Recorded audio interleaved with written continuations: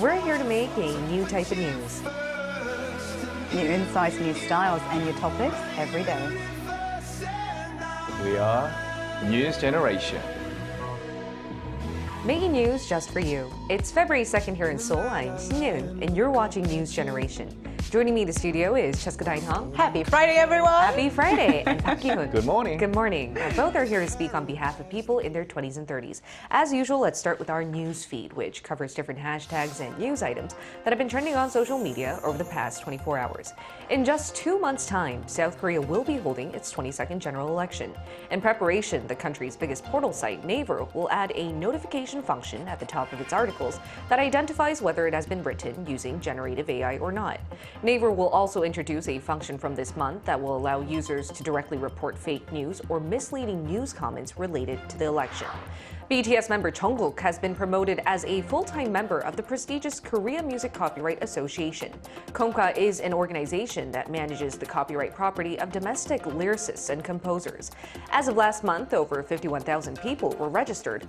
Jungkook made the cut along with 30 other new members, including 17's Vernon and G-Idol's Soyeon. Mark Zuckerberg, the CEO of Meta, apologized to families who claim their children have been harmed by social media. He and the bosses of other platforms like TikTok, Snap, and X were questioned for hours by U.S. senators on Wednesday over not doing enough to protect children online, particularly in regard to sexual exploitation. The Senate Judiciary Committee hearing showed videos of people describing being sexually exploited on major social media platforms. Officials then accused the social media companies' leaders of having blood on their hands and overlooking a product that's been killing people. A growing number of lawmakers have been urging measures to curb the spread of child sexual abuse images and videos online. On Wednesday, they asked tech platforms to be more accountable to safeguard children. Now, here in the studio, who do you think should be responsible for the spread of child abuse content online, and what type of measures do you think we need to be seeing implemented? Well, first of all, I think CEOs of big social media platforms need to take into account that people of all ages are using their platforms, obviously including children, and that's why they need to be a bit more sensitive as to what kind of content can or cannot be exposed to the children. Right. We have seen this with YouTube coming up with a separate kids account where it automatically filters out inappropriate, like adult-related contents. Right. But at the same time, I think the parents of these children should also take responsibility before blaming the harm of social media to these CEOs.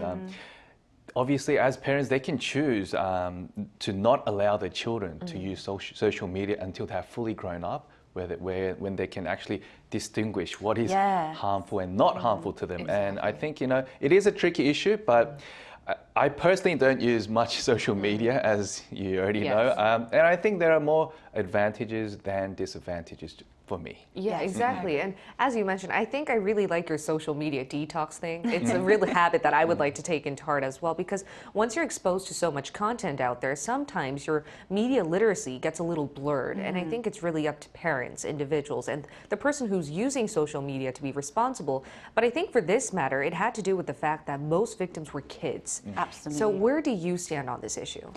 First of all, I'm really glad that Mark Zuckerberg, the leader in social media and, this platform, actually acknowledged that and did an apology, because I think it's just a sign that now these creators and the leaders of the industry can no longer take a back seat on what's going on right now, because there's a clear difference between freedom of speech versus rampant exploitation of illegal content.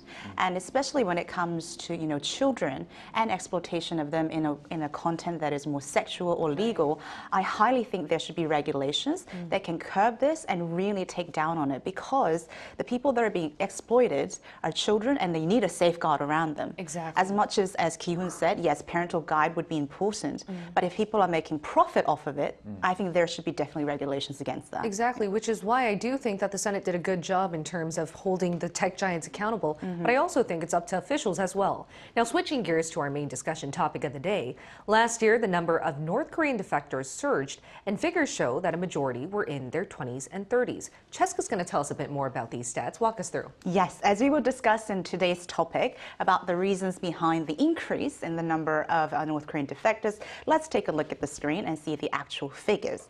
Now, according to the stats in 2023, there were a total of 196 reported North Korean defectors in South Korea. Now, as of now, more than half of them were in their 20s and 30s. Now, one interesting thing from the article was that also they had a record high defectors from the so-called elite class, such as international students, children of high-class officials, to be around 10 people. And now, according to the Ministry of Unification, this figure is about 3 times more than its past 2 years till 2022, after it took a dramatic drop after 2020, when it fell to around 60 people per year. And currently, we have a little over about 34,000 defectors living in South Korea, which is more than 70% of those are women at the current situation. I see. And Kyun, how can we read into these stats then, as we're seeing more people, more North Korean defectors being in their 20s and 30s? Right, just like what Cheska mentioned, the number of North Korean defectors have increased significantly since 2021, obviously due to the lockdown from COVID-19 and North Korea reopening its borders very recently. The numbers were much higher in the 1,000 to 2,000 range right before Kim Jong-un took over the reclusive regime. The majority of defectors, just like what Cheska said, are females. And the most common motivation for the defection was obviously food shortage and followed by people's dislike of being controlled and monitored by the North Korean regime. Even though there are large numbers of defectors in their 20s and 30s who cross the border to seek a better life, many find it hard to settle in and find a proper job, as many youngsters, just like us, who were born and raised even in Korea, we also have a hard time actually making ends meet nowadays. So we have this issue coming up. Even though we're having many defectors coming into South Korea, to seek a better life, they still have a very hard time actually settling in and finding a proper job. Right, adjusting to life here in Korea is still an issue. And the reason why we're covering this on News Gen is because those among the many North Korean defectors, we are seeing their age come down, and whatever reason that may be. And we asked our viewers what they thought about this phenomenon of North Korean defectors becoming younger. So let's first find out what 3 of our viewers had to say. Take a look at the screen. Let's start with Tears Bell. Tears Bell said it means that despite North Korea's past efforts, younger people are becoming more aware of the world around them, literally and metaphorically. They realize they can live freely in other places. Leon said educating and integrating younger defectors into society could create a generation with a deeper understanding of both North and South Korea, potentially contributing to future reunification efforts and raising awareness about the realities of life in North Korea. Benny said, for me, if they can defect to a country that fits them to start their new life despite their home country, for instance North Korea's aggressive efforts, they can really be revitalized with a brand new life that they can really enjoy.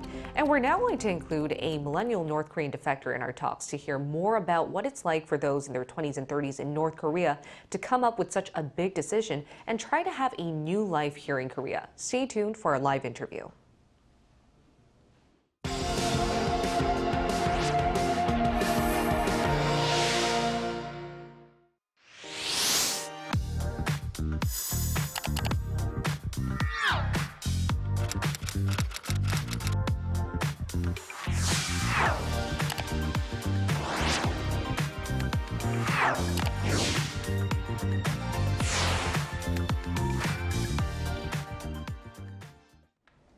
We're now going to include a North Korean defector in our talks. It's Cho Kyung-il, who's currently working as an author and leader of Peace Agora. Welcome, Kyung-il.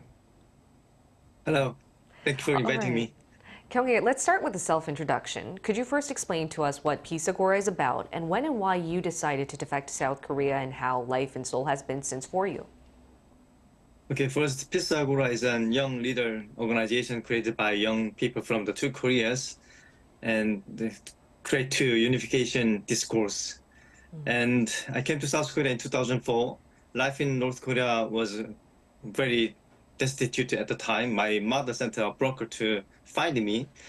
She came to South Korea 2 years before me. She said that I can study as much as I want and go to university if I come to South Korea. It meant freedom and hope to me. There were many twists and turns on the way to South Korea through Cambodia and China and Vietnam. And in Cambodia, a South Korean broker reported me to the North Korean embassy in Cambodia, and I was imprisoned in Cambodia prison. But after 18 days, I was dramatically released with the help of the South Korean NIS and took a flight to South Korea. And life in Seoul has been a series of excitement so far.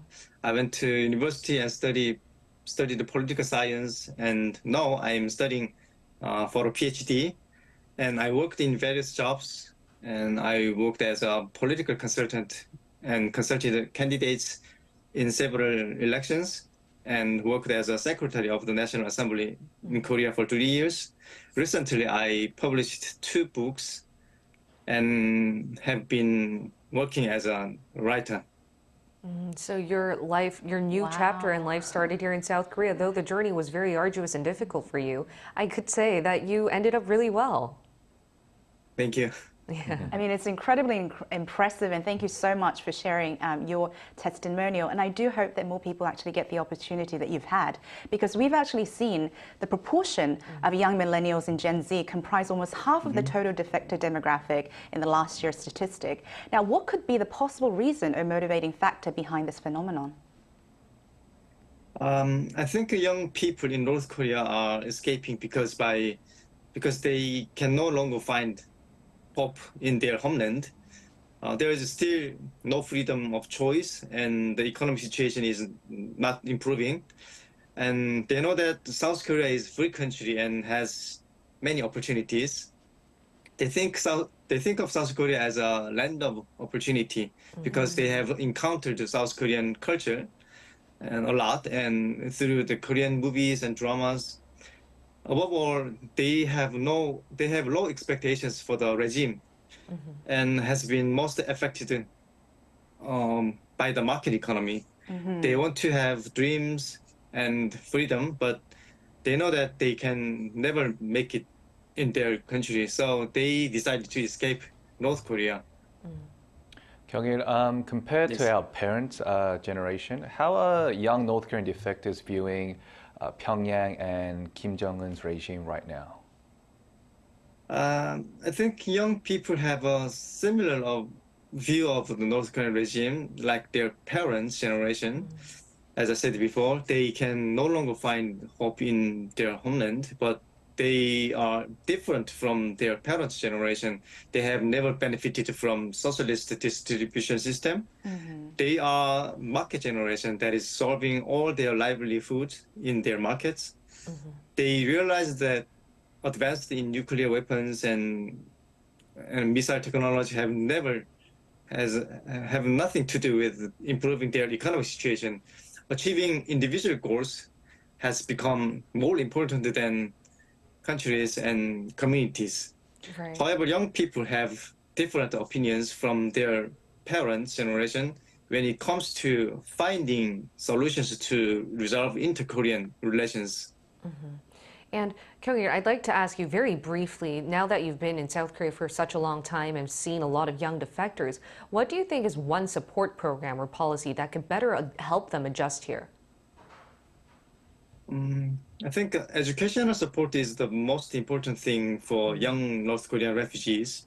There is a huge education gap between North Koreans and South Koreans, because many of young North Koreans have been deprived of the opportunity to study in North Korea. Therefore, closing the education gap between young North Korean refugees and South Korean young people is a priority. And those who have experienced the two Koreas have great potential to change North Korea in the future. And support for English education is also important. It's necessary to support these young people so that they can be proactive in solving their own issues and tasks on Korean Peninsula. And hopefully we'll see such educational programs come forth. Thank you so much, Kyung-il. It was a pleasure talking to you today. Thank you. Thank you. Thank you. And as Kyung-il mentioned, North Korean defectors in their 20s and 30s seem to have a disparate view of the Kim Jong-un regime and Pyongyang compared to their parents because they didn't receive as many socialist benefits as they did compared to the older generation. And I asked a North Korean expert what their distinctive traits are and whether this pushed them to make the life-changing decision of coming over to South Korea. Let's take a listen to what Professor Park Won-gun, specializing in North Korean studies at Ewha Women's University, had to say. The MZ generation in North Korea, they call it Jangmadang generation. Jangmadang means the farmers market. And they are kind of a MZ generation shared some two important characteristics. First, they are less likely loyal to the regime. They haven't had any kind of chance to get some kind of a meaningful assistance or the meaningful benefit from the regime is pretty much unlike their old generation, because most of the Jangmadang generation was born after 1990, so-called the arduous march. So before the arduous march, North Korea regime support the basic necessity, including food for the generation, for their own people. But after the 1990s, the arduous march, this whole distribution system has been collapsed. So they have to rely on the market, and they have to do their own economic activity for their own survivors. And second one is that they are pretty much open to the outside information, especially the South Koreans, the drama, movies, and songs, and they have many chance to see and hear this South Korea so-called K-wave. So the fact that they had to find their own economic independence and media exposure to all things outside of their reclusive regime is pushing the Jangmadang generation to be a bit different from their parents. Now, expanding upon what Professor Park just said, what do you guys think about the Jangmadang generation's unique traits, and can you relate to how frustrating it could be for them to be living in a backwarded regime where they're comparing it with other countries? Is there any common ground for the new generation here in South Korea that they could relate to? We are called the MZ generation here. Yeah. What are some commonalities between the MZ and Jangmadang generation? It's so interesting because, as Kyung-il mentioned and as the professor clearly stated, I actually watched a very fascinating documentary about this before coming on the show. And then it explained that the Jangmadang generation was sort of like a taste of almost like a capitalism, because now the rationing has stopped, which was the fundamental of communism. Right. So they had to get into the market where they have to trade things. And the generation that was born with this idea of, oh, the country does not have much to offer, and I'm pretty much on my own to make my ends meet, they started to separate themselves from the regime. So in a way, it's very, very similar to not only the South Korean millennials and Gen Z, but pretty much the characteristic of millennials and Gen Z around the world, Right. where they prioritize their life values and separate, the government or even the parent generation. So one of the fascinating things was when they had a survey on the reasons or the motivating factor for leaving the regime. The two reasons, one, the lack of food supply, and also the hatred or dislike with the regime was on par. So I guess there is a trend of the young generation sort of drawing a line or carefully drawing the boundaries between the regime and themselves. And I guess it got to a point where Kim Jong-un publicly stated that it's almost becoming threatening to the regime. So as we can see, there's putting up laws to control, youngsters' speeches or even watching Korean contents. So you can see sort of the wave of this young generation that is coming into the light. Yeah. And since then, we've seen Kim Jong-un regime take a more hawkish approach as to young North Korean millennials and Gen Z out there getting their hands on South Korean content, which does show this trend of the younger generation being globally common around every part of the world. What would you like to add on to this question? Yeah, just adding on to what Professor Park mentioned, the accessibility of information, exposure to, I guess, social media. Not so much, but a little in North Korea has obviously influenced the sentiment of the new generation towards the reclusive regime. They're not receiving the support from the current regime. And just like the younger generation here in Korea, South Korea, I'm sure youngsters in North Korea also prioritize human rights and freedom of speech compared to their parents' generation, and hence we're seeing more North Korean YouTubers, influencers, and of course kind of public figures who appear on South Korean television. So I think we're heading in the right direction, but we'll just have to wait and see. Exactly. And as you two mentioned, just because they're from a reclusive regime doesn't mean that they're not human. And I think that's an important fact we need to consider. And as human beings, we all want to live a better life, which is why we're seeing more young North Korean defect to South Korea. But more importantly, I think it's up to our generation to make sure that they adjust well here. So ending off, what do you think that we need to do to make sure that their lives here is really easily adaptable? As our interview guest mentioned, I think education is a definite priority. I mean, already South Korea is known for being so competitive and with high educational system. So coming from a North Korean regime where they didn't have the opportunity to pursue something they were passionate about or loved, I think that's going to set a big disparity between the South Koreans and the North Korean defectors. So I hope that the government provides enough tools and skill trainings and education for people to quickly adjust and make a living here. It's very important, and hopefully we'll see that come forth. What about you, Kyun? You know, perhaps as MZers, having a more accepting and understanding mindset towards just immigrants in general can really help these North Korean defectors settle in much easier in South Korea, because they are already going to have a hard time despite the help from the Ministry of Unification. And of course, just like what Cheska said, what they need is education, which we still have a long way to go. Because even as South Koreans, we want to get educated more, right, to pursue our careers. And I think the younger generation's attitude towards North Korean defectors will not change immediately. But I think just putting politics and history aside and just viewing them and accepting them as just same human beings, just like ourselves, will, I think, head in the right direction for now. Exactly. And on News Generation, we've been talking to many North Korean defectors already. I think we've covered them a handful of times. And every single time I have conversations with them, I realize that they're just similar millennials and Gen Z out there with a different background story. But at the end of the day, we have very similar common interests. We have similar concerns. Absolutely. And it's up to society to be welcoming that and opening up discussions for us to better realize that we have a common ground there. And hopefully today's episode could really facilitate that. And in the meantime, we'll be here every day from 9:30 to 10 a.m. Korea time, bringing you more topics young people are talking about.